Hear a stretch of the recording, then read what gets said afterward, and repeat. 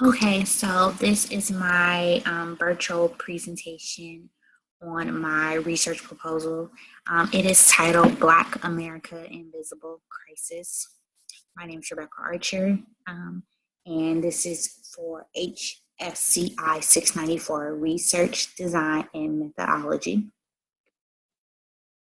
So my research statement is African American child abuse victims are at a greater risk in exhibiting post-traumatic stress disorder or PTSD symptoms when using marijuana as a coping mechanism.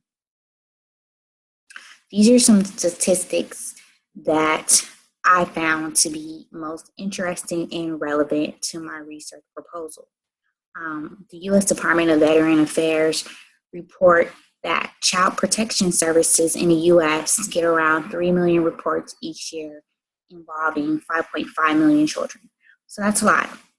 When a youth experiences a shocking or an unexpected event that is outside the range of an unusual human experience, the trauma can be overwhelming, and that can resort in PTSD symptoms or a diagnosis.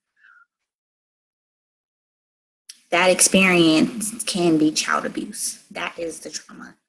Centers for Disease Control and Prevention state that PTSD can be a physical, sexual, or emotional maltreatment. Maltreatment is just another way of saying or identifying child abuse. And lastly, the New Jersey Division of Child Protection and Permanency reported that African American children are twice as likely to enter foster care when drugs are at least one of the determining factors. So this is a great quote that I found. Child abuse casts a shadow a length of a lifetime. A lot of times, child abuse is something that individuals, it may occur in children, and it can really affect them the rest of their life. Historically, why did I choose this topic? So historically, African Americans have been victims of violence. The African American youth are disproportionary. They are affected heavily by poverty and crime. They have a greater access because of the environments that they live in to violence, whether it's child abuse or other elements of violence, which will increase their likelihood to pretty much where the prey becomes the predator, which is an example of reciprocal determinism, which is part of the social cognitive theory, which we will get into a little bit later. So to continue with the statement of research, drugs have become a significant contributor to violence and trauma-exposed incidents occurring in urban communities.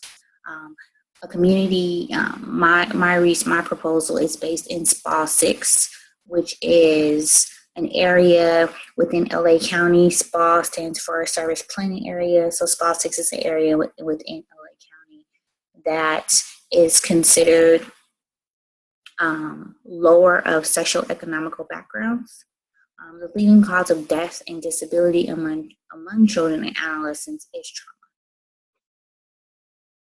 So the literature review that I thought was pertinent is the U.S. Department of Health and Human Services Office of Minority Health. It's that African American of all ages are more likely to be victims of serious violent crimes than are non-Hispanic whites.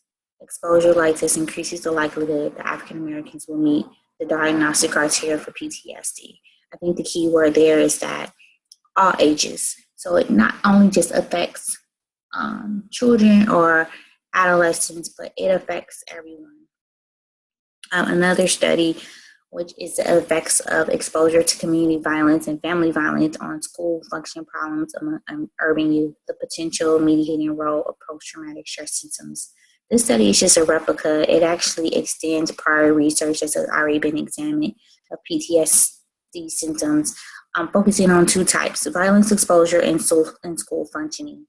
Their participants were 13 to 16 years of age, and they did pull them from an urban setting.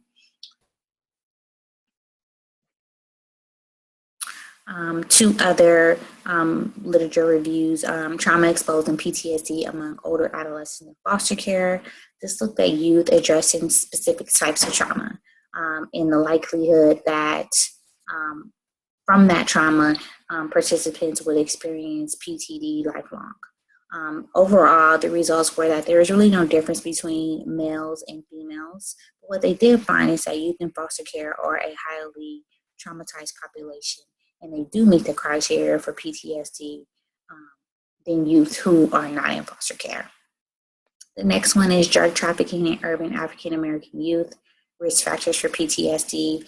So this study looked at African American youth in particular, ages 12 to 17, who were raised in neighborhoods that are infested with illegal drug trades. It looked at how do they cope with additional or outside exposure to shootings, stabbings, and other intentional injuries.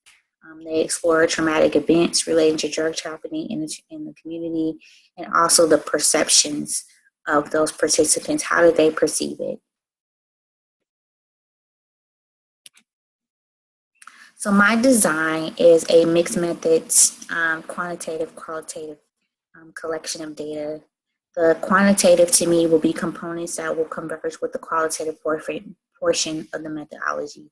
This gives me a stronger evidential base for my conclusions.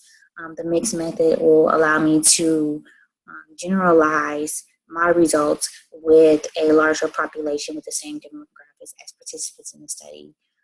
Independent variables of PTSD and exposure to violence, in this case, is child abuse, and the dependent variables of marijuana use. Pretty much the sample that I'm looking for are African American adolescents between the ages of 13 and 18 years of age. They do have to be victims of substantiated child abuse, meaning that it cannot be inconclusive or unfounded. They can be either out of home care, meaning that they are in foster care, or they can be home parent, meaning they are with parents. They do need to live in SPA 6, which resides in LA County. Individuals who have development delays, language barriers, and are not English speaking, incarcerated, or medically housed, meaning that they are in a psychiatric institution, will be excluded from the study. There will be a pre-screened demographic survey, which will be randomly administered to incoming cases through the Department of Children and Family Services. Data collected from this survey will identify those participants that are eligible to participate in the study based on basic demographical image, how old you are, what race you identify with, and is this case that is coming into the office, has it been substantiated as child abuse? In addition to looking at PTSD symptoms in African American youth, I also want to look at the association between PTSD symptoms and marijuana use. Hopefully this will allow me to see if there's a relationship that exists between participants who witness or experience violence and the development of PTSD in African American youth. I'm hoping to use the social cognitive theory. This is a theory that is rooted in the interpersonal level, but it emphasizes the interaction between people, their behavior, and their environment. Ultimately, in my study, the people are, of course, the participants, their behavior, the marijuana use in their environment is where they were at the time where the case of child abuse was substantiated. So if they were living at home, that environment, that area, in this case, it would be SPA 6. This study employs a phenomenological approach and will capture the participant experience as they see it. I'm looking that my study will consist of 120 adolescents, approximately 20 from each age, from the age of 13 to 18. Consent will be obtained prior to the interview from either the parent, guardian, caretaker. And because my pool is coming from the Department of Children and Family Social Services, if the parent does not have legal right to sign off or give consent, then it would be the DCFS children's social worker to do that. Adolescents who are 18 can give their own consent. In the quantitative phase of this study, I'm looking to measure opinions and attitudes that will be used to make my generalizations about the population. I will do this by using actually two measures. One is the PTSD checklist, and the second one is the past feelings and acts of violence survey. Both of these have been used previously before by Rich and Gray from 2005 in a study that they used about exposure of violence, but their study was only with African American males. So just to recap, phase one is the quantitative measures administered via surveys and consent obtained. Phase 2 will be the qualitative face-to-face interviews conducted, recorded, and transcribed. And of course, looking at ethical considerations for participants and proposal reviewed by the IRB.